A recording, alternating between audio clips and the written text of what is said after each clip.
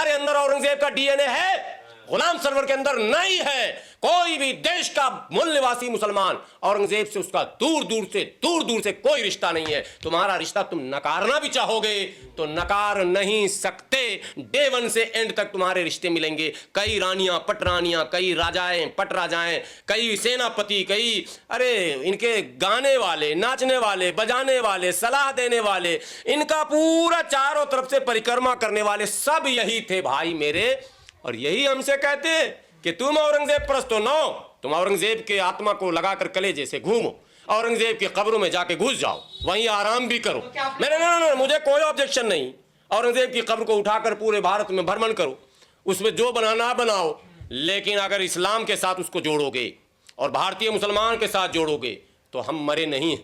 अगर तुम कुरान का अपमान करोगे, अगर तुम हमारे वलियों के चादर का अपमान करोगे, तुम अगर हमारे प्रतीकों का मजाक उड़ाना चाहोगे, इसकी अनुमति हम नहीं देंगे, ये याद रखो। औरंगजेब क्या कहते हैं, दारा शिकोह, शाहजहां, जहांगीर, क्या कहते हैं ये बगल में निजामुद्दीन में लेटा हुआ है हुमायूं, और अकबर वहां लेटा हुआ आगरा में, सबको उठा के ले आओ, ठीक है। उसके कब्रों पे मोटा मोटा लठ लेके जाओ तुम, तो आपको कोई दिक्कत नहीं, मोटा मोटा लठ लेके जाओ, खूब मारो, 4 घंटा तक वही पटक मारते रहो, हमें कोई मतलब नहीं।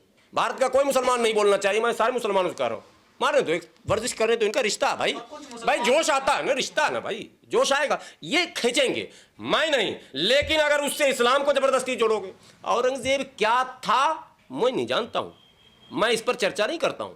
जब इतिहास के बच्चे पढ़ने आएंगे और टीचर पढ़ाने आएंगे, वो बता देंगे, परत खुल जाएगा। दारा को कैसे मारा औरंगजेब ने, शुजा को कैसे मारा औरंगजेब ने, बाप को कैसे कत्ल किया औरंगजेब ने सत्ता हथियाने के लिए इस्लाम का कौन कौन कला लिया, क्या सिखाया शुजा को, बहुत सारी बातें हैं। इस्लाम की आड़ में तो गेम हुआ वहां, लेकिन उससे हमें क्या लेना देना। हिंदुत्व की आड़ में अभी जो गेम कर रहे, इन्हें अभी हमको भूख लगी है, ना तेरा बाप भी नहीं खाया था इस टाइम। अरे यार क्यों हमें बेवकूफ बनाने में लगे। आप ये कहते हैं कि साहब आज के योगी जी भी जो है वो औरंगजेब है, ये कहां से? नहीं, जो तर्क वो देते हैं साहब, मैं नहीं देता हूं, वो तर्क देते हैं कि वो हिंदुओं पर जुल्म करता था, ठीक है। आज भी बोला उन्होंने तो मैं कह रहा हूं ये मुसलमानों पर जुल्म कर रहे हैं, मीटर बड़ा। वो बोले कि वो मंदिरों को तोड़ता था, हमने कहा ये मस्जिदों को तोड़ रहे हैं। अगर मैं गलत कह रहा हूं तो आप बताइए, मस्जिद टूट रही है या नहीं टूट रही है। फर्जी आरोप लगाकर, जबरदस्ती सर्वे कराकर, जबरदस्ती उसको PWD, CWD, MCD, पता कितना डी है इनके पास, जबरदस्ती एक दीवार निकाल कर और उसको लाखों रुपया लगाकर, एक तो करोड़ों में वो बना है, फिर करोड़ों में उसको तोड़वाते हैं और वाहवाही लूटते हैं। तो औरंगजेब वाला पूरा DNA दिख रहा है या नहीं दिख रहा, ये बताइए आप। लक्षण दिख रहा है या नहीं दिख रहा। जो भाषण औरंगजेब के सुनने ये बताते हैं मैं इस्लाम को फतह कर दूंगा, सेम वही भाषण योगी जी कहते हैं मैं हिंदुत्व को फतह कर दूंगा। तानाशाही नेता थे ये, लोकतांत्रिक नो, कौन सा डेमोक्रेसी है, कौन सा है ये? डेमोक्रेसी का मजाक उड़ा रहे हैं कि डेमोक्रेसी है? मजाक नहीं उड़ रहा है, आपको नहीं लग रहा मजाक उड़ रहा है? लोगों के द्वारा चुने हुए नेता नहीं, तो मीरापुर में लोगों ने वोट दिया सर, नहीं अभी जो 5 सीटों पर चुनाव हुआ बाय इलेक्शन, लोगों ने वोट दे दिया, आपने देख लिया वोट देते हुए। अब वोट देने से रोकते हुए नहीं देखा आपने, पिस्तौल लेके डराते हुए नहीं देखा आपने, बैरियर लगा के रोकते हुए नहीं देखा आपने। कानून व्यवस्था बना रहे थे ना। हाँ, तो वही कानून व्यवस्था औरंगजेब भी बना रहा होगा उस जमाने में, हमें क्या पता, वो तो उस जमाने के लोग बताएंगे, हमें नहीं पता। वो कुछ मुसलमान छाते भी तो पीट रहे हैं। अरे भाई नहीं, अब एक उधर BN पांडे, DN पांडे या BN पांडे, ब्रह्मदत्त पांडे, BN पांडे एक बहुत बड़े लेखक भी रहे हैं, राज्यसभा के सांसद भी रहे हैं, उड़ीसा के गवर्नर भी रहे हैं और प्रोफेसर भी रहे हैं, और सौभाग्य से वो प्रयागराज के रहे हैं और ब्राह्मण रहे हैं। पांडे जी खांटी ब्राह्मण, कोई नो डाउट इस पर हो सकता है, नामे में पांडे ठोक के। उन्होंने जो किताबें लिखी, अगर औरंगजेब क्रूर था तो BN पांडे के पूरे परिवार पर कार्रवाई होनी चाहिए, और BN पांडे के कब्र को भी उठा लेना चाहिए। कब्र तो मिलेगा नहीं, मतलब जहां जलाया गया होगा वो कुछ ना कुछ तो होना चाहिए ना भाई, क्योंकि BN पांडे ने औरंगजेब को सदी का नायक कह दिया। BN पांडे ने अपने लेखनी में औरंगजेब को एक इंसाफ परस्त कह दिया। मैं नहीं कह रहा हूं भाई, BN पांडे की किताबें हैं, एक दो नहीं, कई दर्जनों किताबें लिख डाली टीपू सुल्तान पर, औरंगजेब पर, ये BN पांडे ने लिखा। और BN पांडे कोई हल्का फल्का आदमी नहीं, गवर्नर रह चुके, जाहिर सी बात है, राज्यसभा के सांसद रह चुके, प्रोफेसर हैं, इतिहासकार हैं और पांडे हैं। सबसे बड़ा प्लस पॉइंट यह है कि वो ब्राह्मण है। उन्होंने ये किताबें लिखी हैं और उन्होंने औरंगजेब को मंदिरों का रक्षक बता दिया, औरंगजेब को उन्होंने मंदिरों में दान देने वाला सबसे बड़ा नेता बता दिया, ठीक है। उस पर कोई कार्रवाई नहीं, हम तो कुछ कह ही नहीं रहे, हम तो काली कारे देख भाई औरंगजेब को जितना मारना मार, मगर उससे इस्लाम और मुसलमान को ना जुड़ी, वो बात खत्म। लेकिन ये कह रहे नहीं तुमको जोड़ ही देंगे, कैसे जोड़ोगे? जुड़ रहे हो तुम तो हमको कैसे जोड़ोगे? फेविक्विक तुम्हारे पास है, तुम जबरदस्ती हमको जोड़ रहे हो, ये नहीं चलेगा। एक बात, बीएन पांडे तो मर गए, अभी जिंदा में अवध ओझा का नाम तो आप लोगों ने सुना ही होगा। इनकी हिम्मत है तो अवध ओझा को गिरफ्तार करके दिखाएं। अवध ओझा के 2500 एपिसोड हैं जिसमें वो खुलकर औरंगजेब की, अच्छा प्रोफेसर पुनियानी, राम पुनियानी का तो वो जिंदा है, मर गए अभी कल परसों तो टीवी पर मैं देखा हूं, आप लोग भी देखे हैं। हाँ, तो उन पर कार्रवाई करके दिखाएं, ये आशुतोष पर कार्रवाई करके दिखाएं, रवीश कुमार पर कार्रवाई करके दिखाएं, ये सब ब्राह्मणों के नाम मैं बताते जा रहा हूं धराधर, ठीक है। अभिसार शर्मा पे कार्रवाई करके दिखाएं। लेकिन मुसलमानों ने डीपी लगा लिया महाराष्ट्र में तो एफआईआर हो गया। किस बीएनएस में, भारतीय दंड संहिता में कहां पर है कि औरंगजेब की डीपी लगाना अपराध की श्रेणी में आता? मैं किसी लॉयर से जानना चाहता हूं, विधि विशेषज्ञों से जानना चाहता हूं। बीएनएस का मुझे ज्ञान नहीं है, आईपीसी का भी नहीं था, हम लोग को इतना लीगल तो रहता नहीं नॉलेज, लेकिन कौन से किस धारे के अंतर्गत ये हो रहा? ले बस एक ही धारा है, ना बीएनएस ना आईपीसी ना क्या कहते हैं खाता ना बही, जो हम कहेंगे वही सही। यही है अभी का सरकार का पैटर्न। मुसलमान अगर हो, टोपी दाढ़ी है बेटा, तो फिर तो तुम्हारी खैरियत नहीं है, सारे कानूनी दाव पेच तुम पर दाग दिए जाएंगे। नागपुर एक उदाहरण है, अंतिम बात कह रहा हूं, देश के न्यायालय से हाथ जोड़कर कह रहा हूं, न्यायाधीश महोदय, आप पे टकटकी लगा हुआ है उन गरीबों, मजलूमों, मजदूरों, मजबूरों का कि कहीं मिलाए मिले न मिले, यहां तो जरूर न्याय मिलेगा। आप 15 मिनट में बजरंग दल वालों को बेल देते हैं 3000 रुपया, जो खा पी के लोग रोड पे फेंक देता आज के दौर में, 3000 रुपल्ली में आप उनको बेल देते हैं और मुसलमानों को हफ्तों का रिमांड देते हैं। कौन सा कानून का आप इस्तेमाल करते हैं, ये भी तो हम लोगों को बताइए। ये धर्म के आधार पर कोर्ट भी अगर चलने लग जाए, पुलिस भी चलने लग जाए, प्रशासन भी चलने लग जाए, सरकार, तो राजनेता तो चलेंगे, उनको वोट चाहिए भाई, पुलिस को तो वोट नहीं चाहिए भाई, जज साहब को तो वोट नहीं चाहिए, जज साहब को। तो ये एक दुर्भाग्यपूर्ण परिस्थिति है, ये देश के लिए अच्छी चीज़ नहीं, अच्छे संकेत नहीं है। सब देशवासियों से, देश प्रेमियों से मेरी विनती है, भारतीय संविधान का सम्मान बचाना जरूरी है। लोकतांत्रिक व्यवस्था पे आस्था जिनकी है, उनके उस लोकतांत्रिक व्यवस्था पर आस्था को मजबूत करना ज्यादा जरूरी है।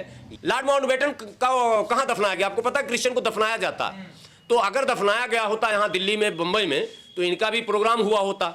एक भी अंग्रेज शासक भारत में नहीं दफनाया गया। क्यों? वो भारत को अपना देश मानता ही नहीं था, वो तो गुलाम था। अरे सुनिए, और मुगल सब यहीं दफनाया गया। और आखिरी शासक मुगल का, जिसको पूना में इन लोगों ने घसेट घसेट के अभी जलाया है, पता है नहीं आपको? औरंगजेब।